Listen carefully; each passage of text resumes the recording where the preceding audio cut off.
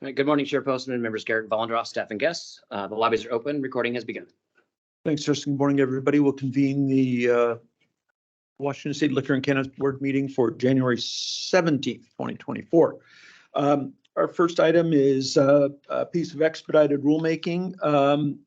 This is for board adoption of CR 105 for the engrossed substitute Senate Bill 5365 regarding increased penalties for selling tobacco and vapor products. And Denise Laflamme will present the item to us. Good morning. Morning. Morning, Chair Postman, board members Garrett and Vollendroff, and LCB staff. This morning, I'm presenting for approval a CR 105 for expedited rulemaking that implements the penalties portion of engrossed substitute Senate Bill 5365 from the 2023 legislative session. Specifically, the new law increases penalties the LCB may impose under RCW 70-155-100 for violations of licensed retailers who sell tobacco and vapor products to persons under the age of 21.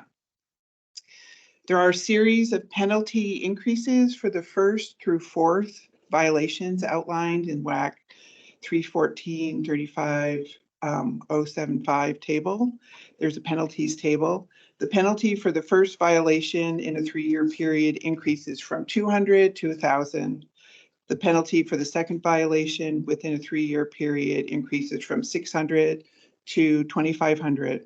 The penalty for the third violation in a 3-year window increases from $2,000 to $5,000. And the penalty for the fourth violation increases from $3,000 to $10,000. Other parts of a gross substitute Senate Bill 5365 around LCB enforcement and education have already been implemented. Because these changes are required by statute, meaning we have to make these rule changes, and we have to change the rules exactly as the bill required, we don't need to use our traditional rulemaking process, which would take much longer.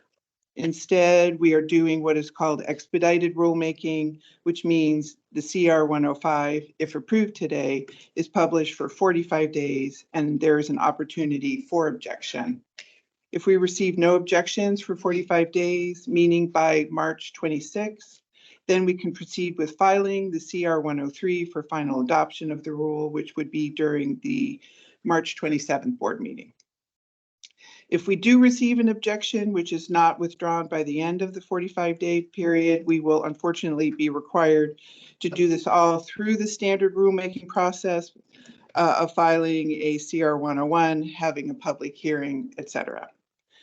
But I don't anticipate we will need to do that. Based on this, I'm requesting approval today of the CR 105 for expedited rulemaking regarding implementation of increased penalties from engrossed substitute Senate Bill 5365. Thank you, and I'd be happy to answer any questions. One quick one, just for my own clarity. When we're not actually writing rules, we're just taking what was passed by the legislature and putting it into rule, right? And amending the rule table and just increasing these numbers. Actually, it's increasing a separate row, but it's just putting straight in there. Yeah, okay, great. Any other questions? No, okay, thank you, appreciate that.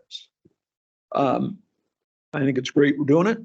Glad to see the penalties going up like that. So we will entertain a motion for adoption of the CR 105 for expedited rules for engrossed substitute Senate Bill 5365 regarding increased penalties for selling tobacco and vapor products to persons under the age of 21. I'd move that we adopt.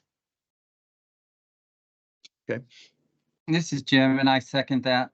Great, then that is approved. Thank you all. And now we are going to move to a public hearing on rules regarding substitute Senate Bill 5448 and Mass 13 permits. And Daniel Jacobs will present that for us. Morning, Mr. Jacobs. Good morning, Chair Postman, members Garrett, Vollendroff, LCB staff, members of the public. This morning, I'm going to preview the public hearing on substitute Senate Bill 5448 or alcohol delivery, Mass 13 rulemaking. Just as some brief background, 5448 extended some of the privileges and allowances made during the COVID-19 pandemic for liquor licensees, making others permanent part of law and rescinding others. The CR 101 was filed in July and 2 stakeholder engagement sessions held in October after draft rule language was released. We received some comments on the draft rule language from the Washington Wine Institute. Those comments were attached to the CR 102 memo filed back in December.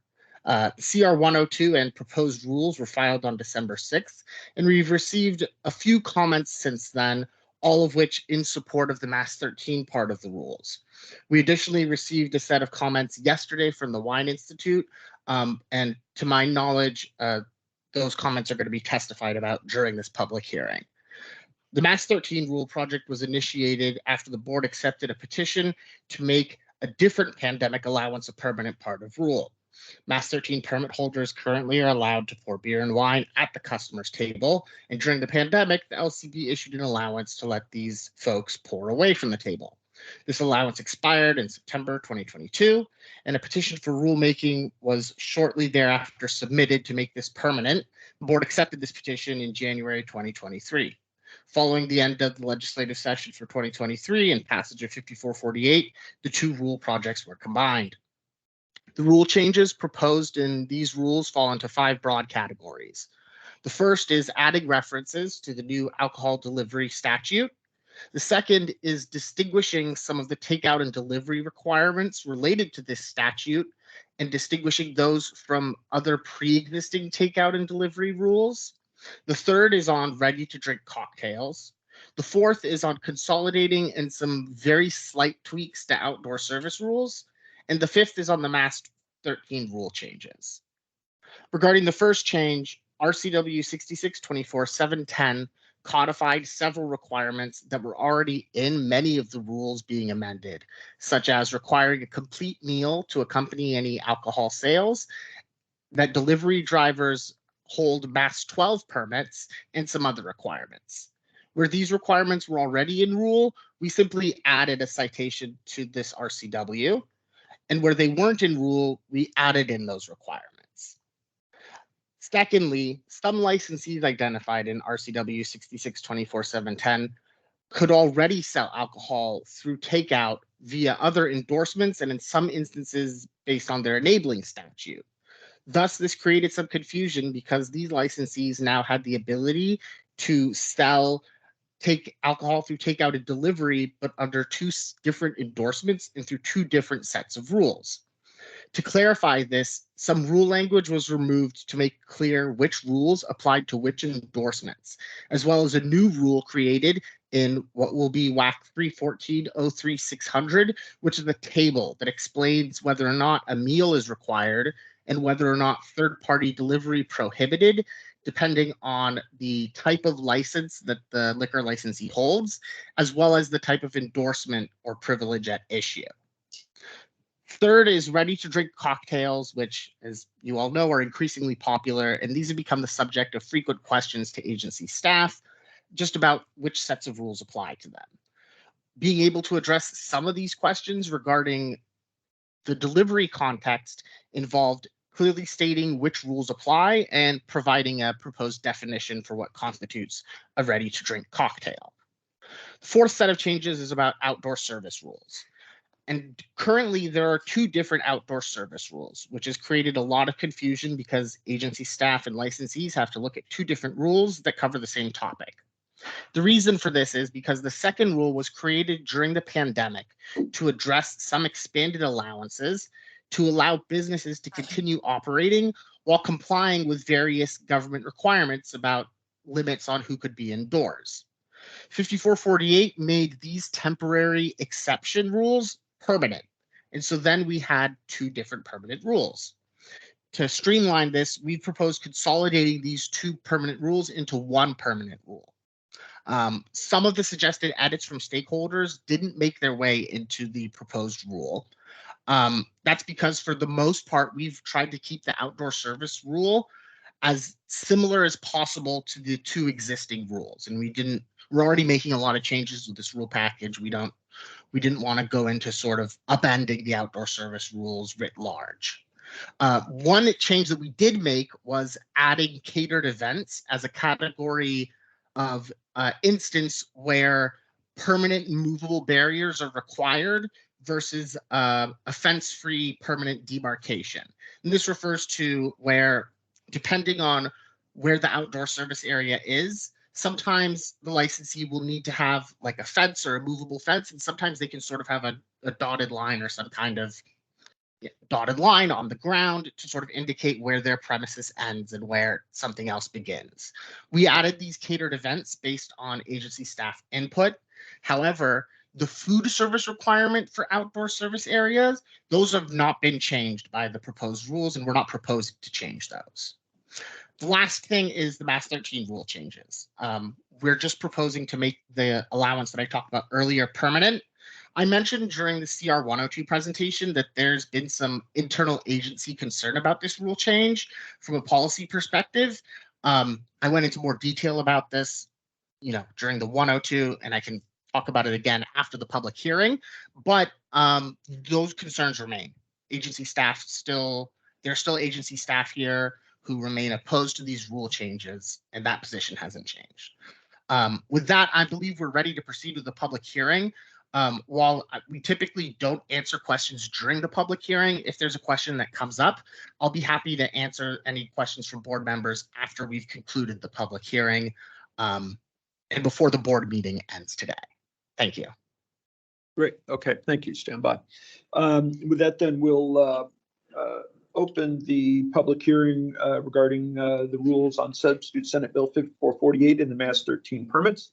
I have one person signed up, Josh McDonald. Morning. Good morning. All right. Good morning, Chair Postman, Chair members Garrett and Bollendroff. Thank you so much for an opportunity to speak to you today. My name is Josh McDonald. I'm the Executive Director of the Washington Wine Institute. And I will first want to thank Daniel and his staff's great work so far on this CR 101, CR 102, and being able to be very open and engaging with us and working with us and talking to us throughout the process. You can divide my comments into two sections, one around outdoor service rules and one around Mass 13. This is where our focus was as stakeholders during the 2023 legislative process that helped work 5448 through the process to into law. These parts of the outdoor service parts are very important to us. So we want to focus down on that. There's some things we think can continue to be worked on during that. I also want to thank LCB policy staff, licensee staff, the board for meeting with us, taking time to walk through our comments, our suggestions, our ways we think we can improve this. We hope that work can continue. First, on the outdoor service rules, we agree consolidating into one WAC is a great move. So we have one thing to look at. So thank you for doing that and applying to all on-premise licensees. To that point, we think there can be an easy technical fix here to make sure for future interpretations of this WAC, it's not confusing for both licensees and enforcement and licensing itself. And that's around making sure that when we talk about food service, that we're recognizing what the licensee is required to do. So not all licensees are required to serve food. So making sure that the WACs reflect that. So all on-premise licensees in the future, there's no confusion on interpretation of that. I want to thank staff and others for coming through with some, I think, really good solutions on that. One is looking at it from a technical fix of if your license requires you to serve food, then food service is required in indoors and outdoors. That means if food is not required of your license, it's very simple and straightforward. I think we can all understand the change there. And if you're a winery or brewery that doesn't require it, it's your option. You're still welcome to use outdoor service areas in this way. If you are licensed at a restaurant, you already know you have food requirements. It fits really well. So we think that's a great solution to this. And thanks staff and all for working with us on that. We hope we can implement that into this when it goes into CR 103. Second, is we do strongly believe, we think this is a great opportunity to streamline how we look at public space versus private space when it comes to outdoor service areas. Right now, there are two different sets of standards of what's allowed to be done in a privately owned or leased area of outdoor service versus a publicly owned indoor outdoor service. Based on limited time, I'm happy offline to talk about the history of that, but what I'll say why that happened to where we are today. But I do think there's a great opportunity to bring those together, make it very simple, give the same set of opportunities for whether it's your own private space or it's space you're on a public setting, whether you want to use barriers, whether you want to use movable barriers, or whether you want to use demarcations, demarcate your space where you're going to serve. I think any of those options for licensees is flexible. It helps small businesses. It helps us be able to continue to be successful in our spaces, but I think it also streamlines how licensing enforcement can look at our space and say, okay, we know that this is your space, this is your service space. However you want to identify that, it's up to the licensee to do that. We'll work with you on that to make sure it makes sense. But we think the option there is a modernizing way to look at it, but also honestly more of a technical fix to this, bringing together and something that we hope can be incorporated into as we move towards the CO 103. And again, we would love to work with everyone on that, getting to that conclusion. Josh, you have Finally, 30 seconds. Finally, on Mass 13, I just want to say a very big thank you. I know we brought this forward and we've been working with the board and staff on these changes, very positive changes to allow for our Mass 13 holders to be able to do a few more things like they did in the pandemic. Zero violations, zero concerns that we hear from all around. So we think we've handled those responsibilities very well, and we look forward to it moving in 103 with the language intact. And we think it's a great win-win solution. With that, thank you so much for your time. Great, thank you. Appreciate that. Quick question then, Mr. Jacobs. I know you've heard these concerns, and these are, and I, so there's some things we can change between now and the 103, and others that would require refiling. Do you see these technical fixes as something that'll be adopted into this version? Have you reached those conclusions yet? I have. Would we be able to conclude the public hearing and then I can answer that Yes, it is question? actually. Thank you for reminding me. Yes, with that, we'll conclude the public hearing. Mr. Jacobs. Sure. Thank you. Sorry, that just a.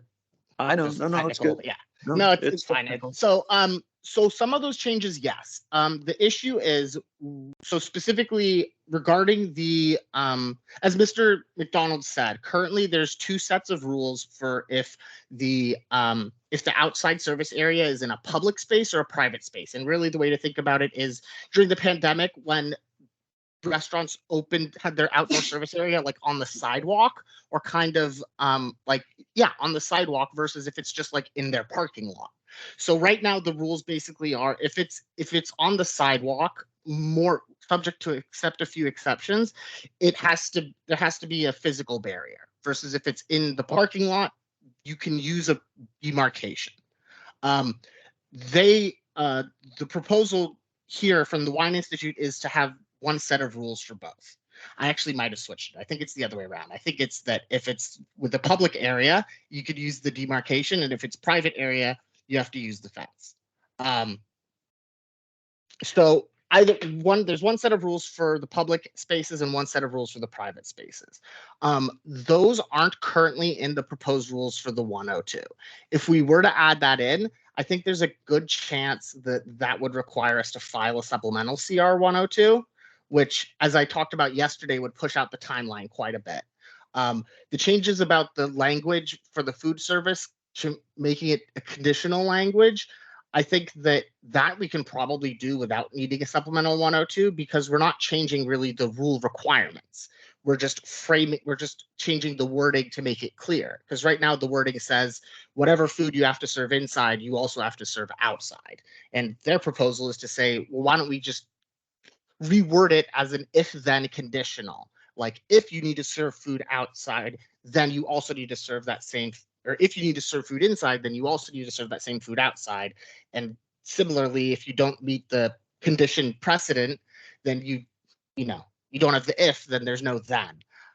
So I would think that sort of the requirement wouldn't change, but I would think because we currently have two different sets of rules for public versus private spaces, to change that at this stage, I think that I would probably need to consult with our friends at the AG next to you a little more, but I think that there's a decent chance that might trigger the need for a supplemental 102, which, as I mentioned yesterday, would push out the rules from being in effect at the beginning of March to the end of April.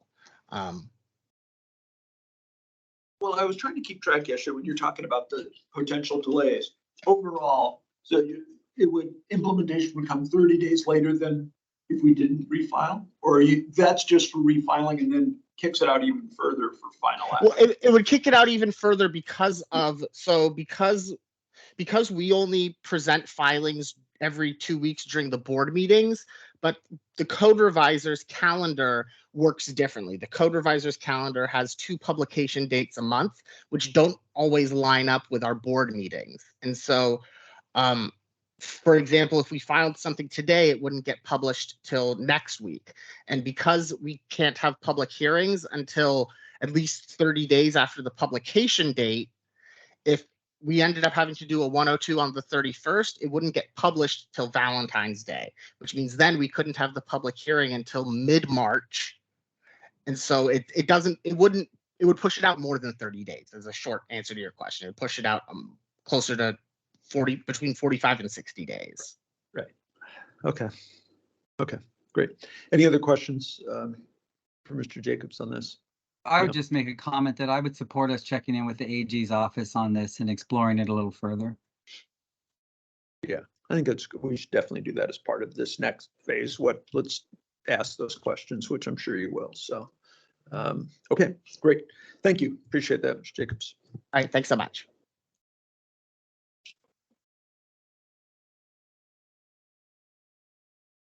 That brings us to general public comment.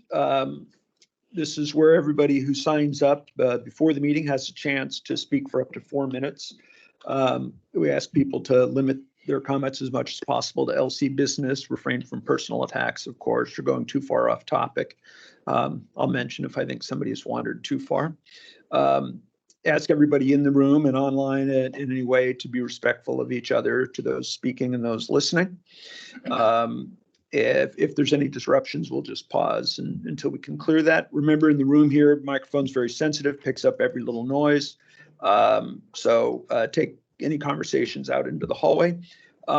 We have few people signed up online. As always, just give us a second to connect you and we'll do so. And then for everybody, you get 4 minutes. When you have 30 seconds left, Dustin will politely remind you of that. And then we'll ask you to finish up right at the end of that time period. So with that, we'll start with those signed up online. And the first person is Sean Dene.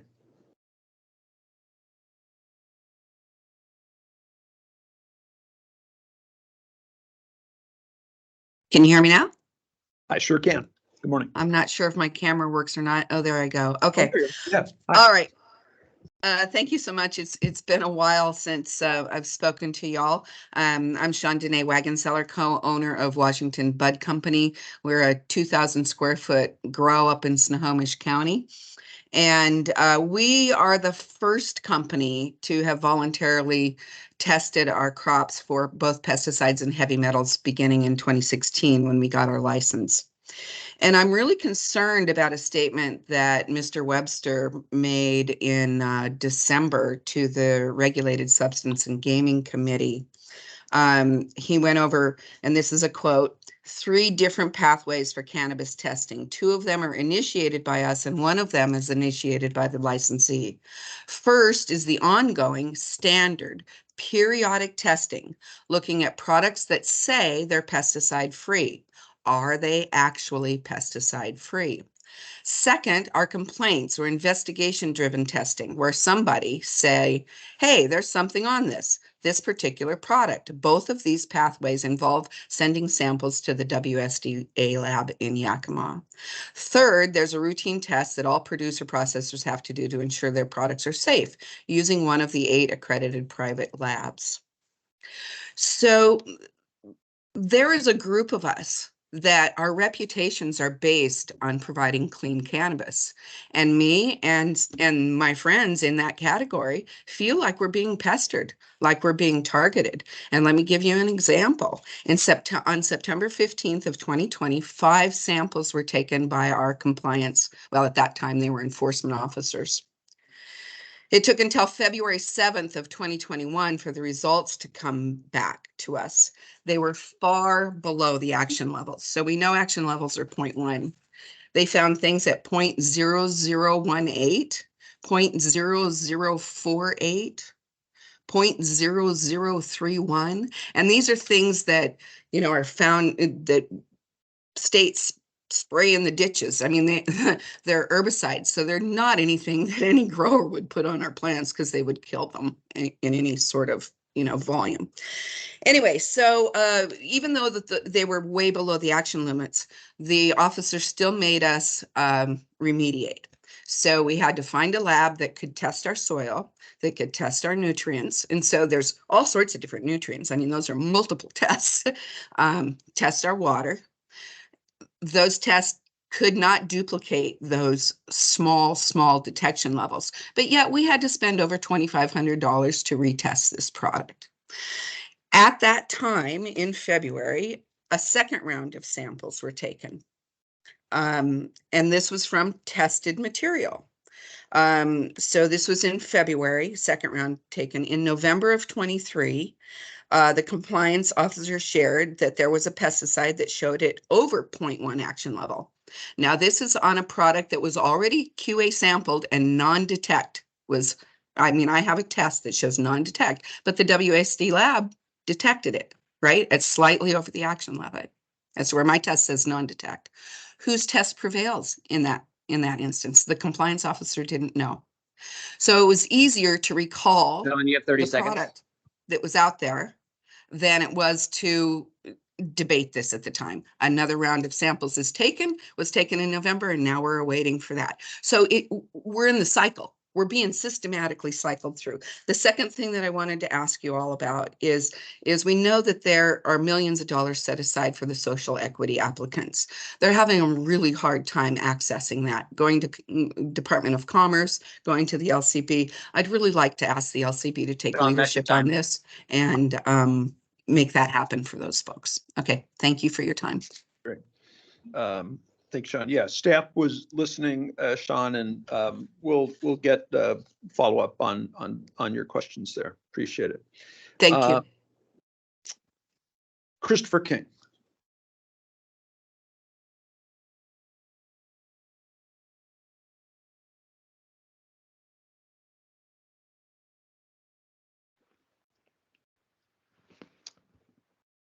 Great morning. Good morning. Today's magic word is HIPAA. Two magic words, HIPAA violation. Let's get straight to it because the work of a journalist is never done. You know that, Mr. Postman. So, and as for you, Attorney Patel, I remember when I was a state lawyer, it's funny because life is pretty easy. You just say something and the courts give you whatever you want. But anyway, you're not going to be able to cover this one up, sir. We have a situation here with Co-op 138 that I found out about. And they are on their way now to the courthouse to sue you and other actors. And I'll tell you why. You want to know why, right? Anyway, listen. What it is they had a hearing scheduled. All right. Hold on a minute. They had a hearing scheduled for, I want to say it was, I forget the particular date, but there was a hearing scheduled because, these people were award-winning. It was an award-winning shop, okay? And what this shop had done, they were award-winning collective. And what the issue is that your people had a hearing set with this guy, with the Co-op 138 on a certain date, okay? And what happened was the Detective Frank Black wrote in, and he writes to WLCB, and he says, hey, we have a complaint about a medical grow from Anacortes PD. The location is blah, blah, blah, right? And your staff writes back, okay? Your staff writes back and says, oh, the address was associated with the cooperative registration. It says basically, starts discussing license number 412691 and says, in summary, the location and the people identified do not hold a valid marijuana license or cooperative registration at this time, okay? Well, the problem is several-fold with that. That information should not have been distributed by an LCB staffer. That should have come through the SAW portal, okay? Pursuant to RCW 4256-520, all right? So that's a HIPAA violation straight off the bat. But to make matters worse, that's the wrong number. The right number is 428651, okay? So based off the information that LCB illegally distributed in the first place, Frank Black and his cohorts out there at the Skagit County Task Force, the whatever they raid these people the day before they had a hearing scheduled with the LCB as to the legitimacy of their facility, okay? And they just wrecked them. And so you have a problem here because not only was the information leaked improperly, shared without authorization, it was shared, with the improper entity identified. And based on this information, my friends got raided and shut down. Okay, it's a false and inaccurate report. Furthermore, because the person Shannon Angel, marijuana licensing supervisor, she's basically testifying for the ultimate issue at hand for the hearing, which is whether or not their cooperative was legit. And the cooperative had been legit forever, and they had awards from PSE for their work in the community and all that stuff, treating cancer patients and all that stuff, medical cannabis, medical marijuana, and all that. 30 seconds. All right. And so now you had one of your recreational shops move in within a certain radius, and they had to demonstrate that they had a basis to continue, which they could have done by showing residency and all that. But the bottom line is this: another attack by the LCB, an agency nobody can trust, and you're caught. There are no two ways around this one. I'm looking into your soul right now, Mr. Postman, as a board member, all of you. I'm looking at your soul, and I'm telling you, I got you this time. Goodbye. We'll move to those that are signed up in the room now. First up is Peter Manning.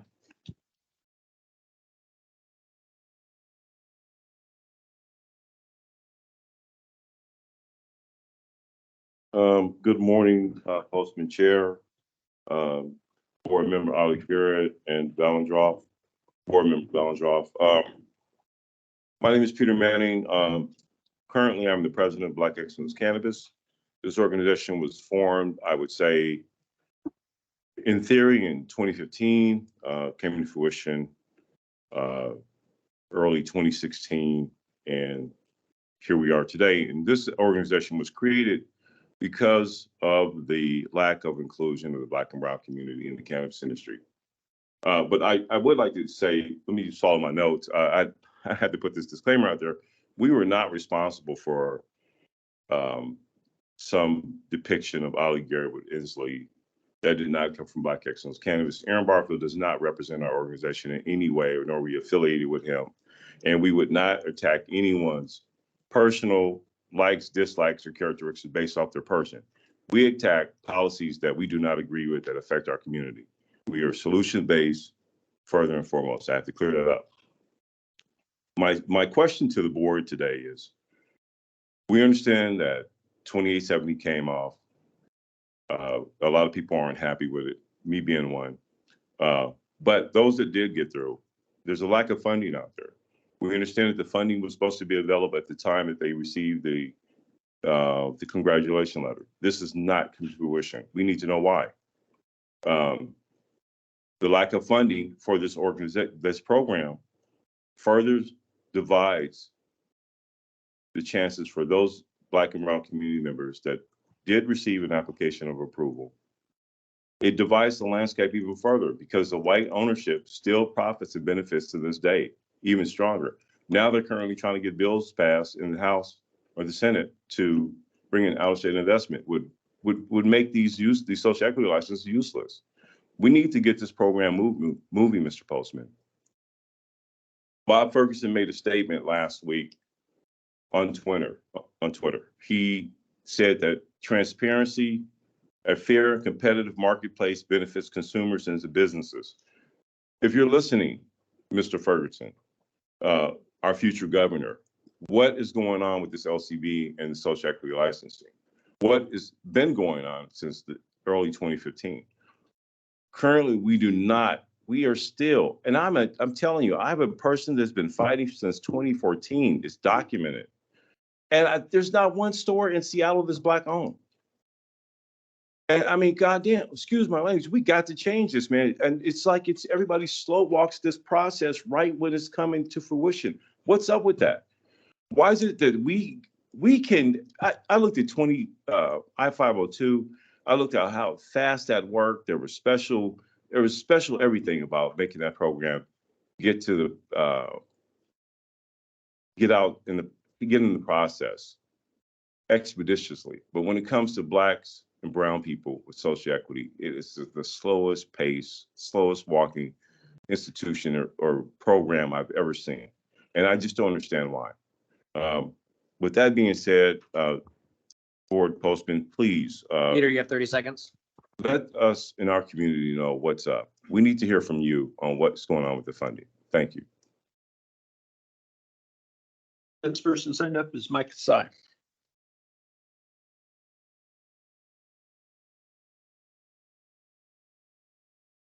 Good morning, Chair Postman, board members Garrett Ballandroff. My name is Mike Kasai, founder of Emerald City Collective, first downtown Seattle medical cannabis dispensary, 2010, unjustly shut down by the city of Seattle, LCB. I'm also the vice president of Black Excellence of Cannabis, fighting for inclusion. I don't want to repeat everything Mr. Manning said, but it is going on 4 years since the passage of 2870, and not one license that's opened up, only certificate holders. Certificate holders, they're not social equity licensees. They already had a license. They did not need the rubric points. They simply needed to qualify for 2 of the 3 qualifications. This gave them a year head start to find a location, prepare to open up once a third-party vendor completed the review. The few medical cannabis pioneers who were awarded a license had no certainty, like myself, that they would get across the finish line. How could a pioneer afford to obtain a location months in advance without confirmation they would get a license? Where's the grant funds to complete this licensing process? Going on 8 years since the hijacking of medical cannabis, causing patients to resort back to the non-recreational market, the Black and brown community does not trust or want to be exposed by the Department of Health, the database. Many of the current lottery license winners did not want to provide medical cannabis. They were completely against providing medical cannabis and suggested 2 different types of licenses, so they would not have to worry about medical cannabis community. But yet these same retailers have multiple locations based off medical cannabis pioneers who had brick and mortar locations, who did the right thing by getting licensed and paying taxes prior to 2013. Many of these overly qualified pioneers were shut out, like myself. 8 years, still no African-American owned cannabis locations in Seattle or Dr. Junior King County. This was not a mistake or an oversight. This was intentional. Social equity programs across the nation are facing lawsuits, and why? Washington State would never have to create a social equity bill if simply the Black and brown pioneers were not unjustly shut out. What this agency did in 2017 was not just wrong, but it was criminal. Senate Bill 5131 was like a thief in the night. Taking away the merit-based language giving medical pioneers first priority was not because the medical needs were satisfied, but it was for those current white retailers to monopolize the industry, while myself and many other pioneers were cut out and holding out hope to get a license. Many Black and brown and white patients did not want to sign up for the Department of Health database. LCB manipulated the state legislators in 2015 and 2017, using false data to hijack the cannabis industry, getting rid of the language in the law and adding new language which gave those retailers ownership from 3 to 5 licenses. My message, our message, Black Excellence in Cannabis, to Governor Inslee, who signed these bills into law in 2015 and 2017. I don't know you personally, Governor, but I believe you to be a genuine person. There has been years of talk about social equity and justice for the African-American community, descendants of slavery. With some action, but not the action that is needed the past 4 years and today. We are speaking up for social equity licensees who obtain the preliminary letters of approval. My message to social equity licensees: don't be afraid to speak up. Nothing will happen to you. Your voice matters. Feel free to reach out to us at info@blackexcellencecannabis.org. And lastly, I have to say this agency knew about Ben Sears in 2018. To sit up there and say you didn't know about Ben Sears, Mike, that's your time. Is a lie. This agency knew about it. It's documented. Thank you. Next person signed up is Gregory Foster.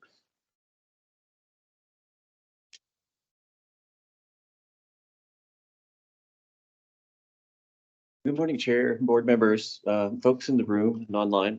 My name is Gregory Foster with Cannabis Observer, and I'm here to follow up on my comments from the last board meeting about the Washington State Institute for Public Policy, or WISIP, study on licensed non-medical cannabis retail access and high school outcomes in Washington State. I followed up and spoke with the lead researcher over at WISIP, and we talked for like an hour and a half. It's a really good conversation. And talked about the overall benefit cost evaluation, the limitations that they were under, challenges with historical reports. And so I'm here to ask LCB to help with the process of gathering a couple of particular data sets that would be of use to WISIP and to the larger research community in general. Those pertain to tribal retail operations and to ban and moratoria jurisdictions.